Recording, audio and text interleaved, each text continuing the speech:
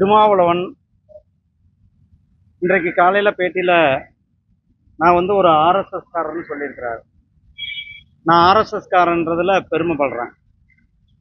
ஏன்னா ஆர்எஸ்எஸ் தான் இந்த நாட்டினுடைய வளர்ச்சியை, இந்த நாட்டினுடைய சமுதாய ஒற்றுமையை, இந்த நாட்டில் ஒவ்வொரு சமுதாயத்தை சார்ந்தவர்களும் அனைத்து மக்களும் முன்னேற வேண்டும் என்ற ஒரு உயரிய கொள்கையோடு இருக்கிற இயக்கம் ஆர்எஸ்எஸ் இயக்கம். அந்த இயக்கத்தில் இருக்கிறது எனக்கு பெருமை. அதே போல அவருடைய இடஒதுக்கீடு என்ன சொல்லியிருக்கிறார். நான் என்னுடைய இடஒதுக்கீடு என்னுடைய பங்கு என்னன்னு, இடஒதுக்கீடு 2009 இந்த இடஒதுக்கீடானது கொண்டு வரப்பட்டது. அதுக்கு பிறகு அந்த 2009 அனைத்து கட்சி கூட்டம் அப்போதைய முதலமைச்சர் திரு கருணாநிதி தலைமையில் நடந்தது. அந்த கூட்டத்தில் பாரதிய ஜனதா கட்சியின் சார்பில் கலந்து கொண்டு எங்களுடைய சுபநாகராஜன் அவர்கள், அப்போதைய துணைத் தலைவராக இருந்த அவர்கள் கலந்து கொண்டு ஒரு அறிக்கை கொடுத்தார்கள். அந்த அறிக்கையில அருந்ததியர் மக்களுக்கு இடஒதுக்கீடு ஏன் கொடுக்கப்பட வேண்டும் என்ற அந்த ஒரு டேட்டா, அந்த டேட்டாவை ஆர்டிஐலிருந்து கொடுத்தது நான். அப்போ நான் இளம் வழக்கறிஞர். அப்போ அதை நாங்கள் கொடுத்தது மட்டும் இல்லாமல் சட்ட ரீதியாக இந்த கடந்த 12-13 ஆண்டுகள் சட்ட ரீதியாக இதை போராடி இன்றைக்கு உச்ச நீதிமன்றத்தில் ஒரு சிறந்த ஒரு தீர்ப்பை பெற்றிருக்குன்னா சட்ட ரீதியாக நாங்கள் போராடினோம். ஏதோ திருமாவளவன் சொன்ன மாதிரிலாம் இது ஈஸியாக கிடைச்சிடல. அனைத்து தரப்பு மக்கள்கிட்டையும், குறிப்பாக எங்களுடைய மாண்புமிகு பிரதமர் திரு நரேந்திர மோடிஜி அவர்களுக்கு நாங்கள் நன்றி சொல்லுகிறோம். ஏன்னா ஹைதராபாத் தேர்தல் நேரத்தில் மாண்புமிகு பிரதமர் திரு நரேந்திர மோடிஜி அவர்கள் அங்கு கலந்து கொண்டு, ஏன்னா அங்கேயும் இந்த ஒரு கோரிக்கையானது மக்கள் மத்தியில் இருந்தது. அதில் மாண்புமிகு பிரதமர் அவர்கள் கலந்து கொண்டு இந்த அருந்ததியர் மக்களுக்கான இடஒதுக்கீடை கொடுப்பதில், உங்களை பெற்றுத்தருவதில் உங்களுக்கு பெரிய அண்ணனாக இருந்து நான் செயல்படுவேன் என்று கொடுத்த வாக்குறுதியை இன்றைக்கு பிரதமர் திரு நரேந்திர மோடிஜி அவர்கள் நிறைவேற்றி கொடுத்திருக்கிறார்கள். ஏன்னா அந்தியோதயா என்பது, நான் மறுபடியும் ஹிந்தி வார்த்தை யூஸ் பண்ணுறீங்கன்னு நாளைக்கு வேற சொல்லுவீங்க. அந்தியோதயா என்னன்னா, அனைத்து மக்களும் சமுதாயத்தில் கடைநிலையில் இருக்கிற மனிதனுக்கும் அரசியல் அதிகாரம் வர வேண்டும் என்பதுதான் அந்தியோதயா என்பது. அந்த அந்தியோதயா கொள்கையை ஆதரித்தவர், அதை கொள்கையை சொன்னதே பண்டிட் தீன்தயாள் உபாத்யா அவர்கள், எங்களுடைய ஜனசங்கத்தினுடைய மிக முக்கியமான நிறுவனர்ல ஒருவர். இது என்ன, நீங்க ஒரு விஷயத்தை புரிஞ்சுக்கோங்க. சமுதாயத்துல அடித்தட்டு மக்கள்ல, நான் பேசுறது அருந்ததியர் மக்கள் மட்டுமல்ல, இன்னும் கீழே அடித்தட்டு மக்கள்ல எவ்வளவு பேர் இருக்கிறார்கள். அனைத்து அடித்தட்டு மக்களுக்கும் இடஒதுக்கீடு சென்று சேர வேண்டும் என்பதுதான் நாம பாரதிய ஜனதா கட்சி நாம் வலியுறுத்துறோம்.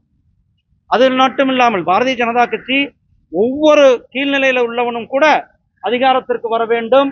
அவர்களுக்கு அனைத்து கிடையாது. அதனாலதான் நாம சொல்றோம் சப்கா சாத், சப்கா விகாஸ், சப்கா விஸ்வாஸ், சப்கா பிரயாஸ்.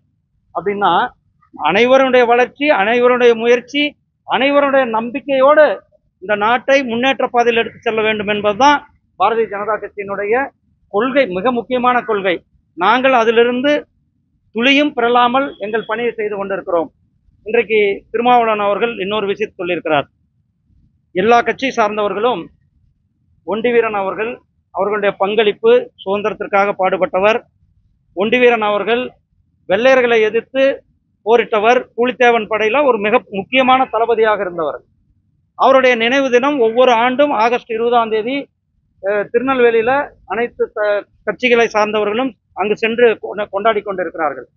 மத்திய அரசாங்கத்தின் சார்பில் மாண்புமிகு பிரதமர் திரு நரேந்திர மோடிஜி அவர்கள் அவருடைய 251வது நினைவு தினத்தை முன்னிட்டு தபால் தலை வெளியிட்டு மாண்புமிகு பிரதமர் அவர்கள் ஒண்டிவீரன் அவர்களுக்கு பெருமை சேர்த்தார்கள். என்னைக்காவது இவர் போன வருஷம் எங்க போனார்? ஒண்டிவீரன் அவர்களுக்கு போய் மரியாதை செலுத்திருக்கிறாரா? அல்லது குயிலி அவர்கள் வேலுநாச்சியாருடைய போர்ப்படை தளபதியாக இருந்தவர்கள், அவர் வெள்ளையர்களுக்கு எதிராக போரிட்டவர்கள், அவருடைய தியாகத்தை போற்றும் விதமாக போன வாரம் தான் 10 நாளைக்கு முன்னாடி அவருடைய நினைவு நாள் நடந்தது. அங்க போய் சிவகங்கையில போயிட்டு வந்தாரா? ஏன் இன்னும் கேட்கிற, மக்கள் நல கூட்டணியில 25 சீட்டு வாங்கினார் திருமாவளவன் அவர்கள். 25 சீட்ல ஒரு சீட்டாவது அருந்ததியருக்கோ அல்லது தேவேந்திரருக்கோ அவர் கொடுத்திருப்பாரா? போன சட்டமன்ற தேர்தலில் 6 சீட்டு வாங்கினார். அதுல ஏதாவது ஒரு சீட்டு அருந்ததியருக்கு கொடுத்திருக்கிறாரா? இவர் என்ன இடஒதுக்கீடை பத்தி பேசுறதுக்கு என்ன நியாயம் இருக்கிறது, என்ன தகுதி இருக்கிறது? இதை தான் நான் வலியுறுத்துறேன். அது சொல்றார் தலித் ஒற்றுமை சீர்குலைக்க. தலித் ஒற்றுமை என்ன? தலித் மக்கள் அனைத்து தரப்பு மக்களும் மேம்பட வேண்டும் என்பதுதான் நாம அதற்கான பணிகளை செய்து கொண்டிருக்கின்றோம். ஏதோ இவர் மாதிரி பிரிவினைவாதியத்தையோ அல்லது சனாதானத்தை எதிர்த்து பேசுவதையோ நாங்கள் வாடிக்கையாளர்கள்.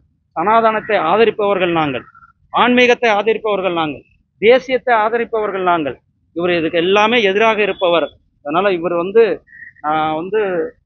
அருந்ததியர் மக்களை பத்தியோ இவர் இடஒதுக்கீடு பத்தியோ பேசுறதுக்கு துளியும் ஒரு தகுதியற்ற தலைவராக தான் நான் பார்க்கிறேன். நீங்க அருந்ததியர் சமுதாயத்துக்காக போராட பேரணி கலந்துக்கிட்டு அந்த மக்களுக்காக அந்த இயக்கத்தை சார்ந்து நீங்க கலந்துக்கிட்டு. ஆமாண்ணா, நான் ஏபிவிபில இருந்தோம், ஆர்எஸ்எஸ்ல இருந்தேன், பாரதிய ஜனதா கட்சியில இருந்தேன். நான் சொல்றேன், ஒவ்வொரு வாட்டியும் ஆர்எஸ்எஸ்ல இருக்கிறது எனக்கு பெருமை. ஆர்எஸ்எஸ் அமைப்புல இருந்து தான் நாங்கள் இந்த இடஒதுக்கீடுக்கு எங்களுடைய பாரதிய ஜனதா கட்சியின் சார்பில் நாங்கள் கொடுத்த டேட்டா தான் அன்றைக்கு. என்ன டேட்டான்னா, இந்த மக்களுக்கு இடஒதுக்கீடு வேணுமா வேண்டாமான்னு ஒரு அனைத்து கட்சி கூட்டம். அதுல அந்த டேட்டாவை கொடுத்தது பாரதிய ஜனதா, வேற எந்த கட்சியும் கொடுக்கல. ஏன் அருந்ததி இயக்கங்களே கூட கொடுக்கல, பாரதிய ஜனதா கட்சி தான் கொடுத்தது. என்ன கொடுத்தது? 2004-05 70 பேர் மெடிக்கல் காலேஜில் சேர்றாங்கன்னா 2006-07 60 பேர் சேருவாங்க. அதுக்கடுத்து 2007-08 40 பேர் சேருவாங்க.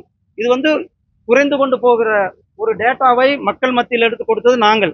அவங்களுக்கு தெரியும் இந்த சட்டத்தை நான் திருமாவளவனுக்கு சொல்ல வேண்டிய அவசியம் கிடையாது. ஏன்னா சமுதாயத்துக்கு தெரியும், இந்த சட்ட ரீதியாக கடந்த 12 ஆண்டுகள் முருகனுடைய பங்களிப்பு என்னன்னு தெரியும். மத்திய அரசாங்கம் இதுல எப்படி அபிடவிட் போட்டது, அதனுடைய அபிடவிட் இன்றைக்கு உச்ச நீதிமன்றம் ஏற்றுக்கொண்டிருக்கிறது. அதுக்கெல்லாம் காரணகர்த்தா யார் என்பது சமுதாயத்திற்கு தெரியும். ஏதோ திருமாவளவன் என்டாஸ் கொடுக்க வேண்டிய அவசியம் எனக்கு இல்லை. திருமாவளவன்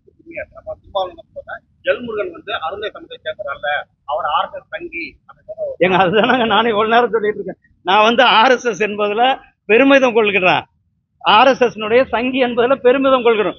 ஆனா இந்த சமுதாயத்திற்காக பாடுபட்டதுல முக்கியமான பங்கு எங்களுக்கு இருக்கிறது தான் உங்களுக்கு விளக்கி இருக்கிறேன்.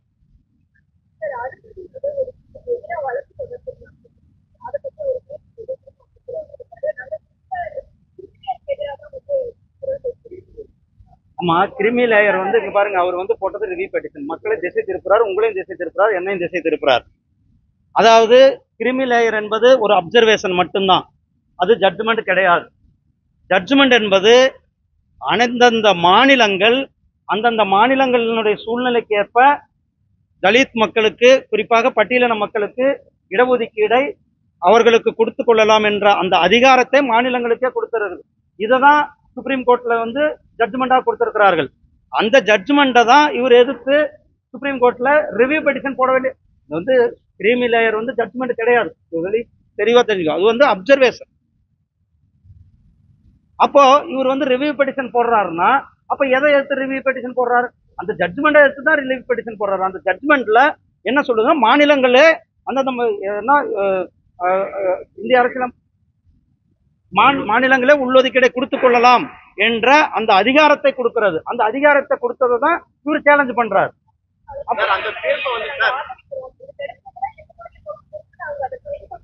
அப்ப ஏன் ரிவ்யூ பெட்டிஷன் போட்டாங்க என்பதுதான் மக்களுடைய கேள்வியாக இருக்கிறது.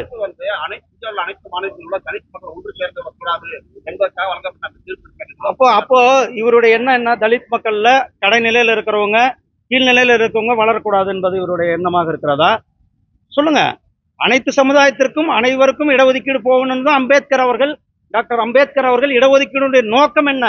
இடஒதுக்கீடுடைய நோக்கமே, அண்ணல் அம்பேத்கர் அவர்கள் கொண்டு வந்த இடஒதுக்கீடு நோக்கமே அனைத்து சமுதாயத்திற்கும் கிடைக்கும். அதனாலதான் இன்னைக்கு எஸ்சி எஸ்டிக்கு மட்டும் இல்ல, ஓபிசிக்கு ரிசர்வேஷன் இருக்கிறது. ஓபிசிக்கு மட்டுமல்ல, உயர்ந்த பிரிவிலே ஏழ்மை நிலையங்களுக்கு ரிசர்வேஷன் இருக்கிறது. அதனால இந்த ரிசர்வேஷன் என்பது அனைத்து சமுதாயத்திற்கும், கடைநிலையில் இருக்கிற ஒவ்வொரு சமுதாயத்திற்கும் சென்று சேர வேண்டும் என்பதுதான் அண்ணல் அம்பேத்கர் அவர்களுடைய ஒரே நோக்கமாக இருந்தது. அந்த நோக்கத்தை நிறைவேற்றுவது பாரதிய ஜனதா கட்சியாக இருந்து கொண்டிருக்கிறது.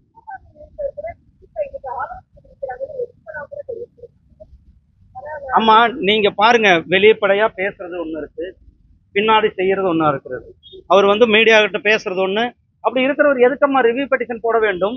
அவர் அதுக்கு விளக்கு. அதுதான் தீர்ப்பு பரிசீலனை. என்ன அர்த்தம்? 7 ஜட்ஜு, சுப்ரீம் கோர்ட்டினுடைய ஒரு ஜட்ஜு 2 ஜட்ஜ் அல்ல, 7 ஜட்ஜு, கான்ஸ்டிடியூஷனுடைய அதாவது கான்ஸ்டியூஷன் பெஞ்ச் என்று சொல்லக்கூடிய உச்சபட்ச அதிகாரம் படைத்த 7 ஜட்ஜு கொடுக்குற ஜட்ஜ்மெண்ட்டை இவர் சேலஞ்ச் பண்றாருன்னா இவருடைய நோக்கம் என்ன?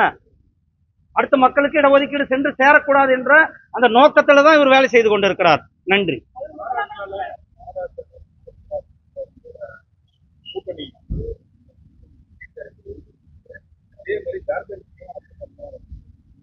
இண்டி கூட்டணி ஏற்கனவே அவர்கள் ஹரியானா தேர்தலில் பார்த்தோம், மிகப்பெரிய அளவில் மண்ணை கவி இருக்கிறாங்க. இந்த ஜார்க்கண்ட் ஆகட்டும், மகாராஷ்டிரா ஆகட்டும், பாரதிய ஜனதா கட்சி மிக பெரும்பான்மையோடு வெற்றி பெற்று மகாராஷ்டிராவில் மீண்டும் ஆட்சி அமைப்பது உறுதி செய்யப்பட்ட ஒன்று. ஜார்க்கண்ட்ல நாங்கள் ஆட்சிக்கு வருவது உறுதி செய்ய. ஏன்னா அங்கே நீங்க பாக்குறீங்க எவ்வளவு நிர்வாக சீர்கேடு ஜார்க்கண்ட்ல. அந்த நிர்வாக சீர்கேடுக்கெல்லாம் ஒரு சரியான டபுள் என்ஜின் சர்க்கார் கொடுக்க முடியும்னா அது பாரதிய ஜனதா கட்சியால் தான் கொடுக்க முடியும் என்று மக்கள் நம்புகிறார்கள். அதே போல மகாராஷ்டிராவில் பாரதிய ஜனதா கட்சிக்கு ஒரு மிகப்பெரிய ஆதரவு அலை அங்கு நீண்டு கொண்டிருக்கு. அதனாலதான் இண்டி கூட்டணியால இன்னும் கூட்டணியை கூட இறுதி செய்ய முடியல.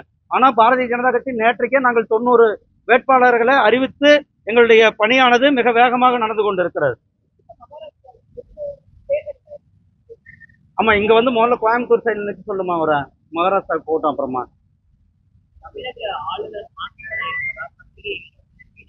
ஆனா ஊகங்களுக்கெல்லாம் இது நம்ம எதுக்கு நான் வீணா பதில் சொல்லணும். அவர் எவ்வளவு சிறப்பான ஒரு கவர்னராக செயல்பாட்டிக் கொண்டிருக்கிறார். தமிழகத்தினுடைய நலன்ல, தமிழகத்தினுடைய அக்கறையில, தமிழகத்தினுடைய மேம்பாட்டிற்காக அவருடைய பங்களிப்பு சிறப்பாக செயல்பட்டு கொண்டிருக்கிறார். வேற என்ன? நன்றி அண்ணா.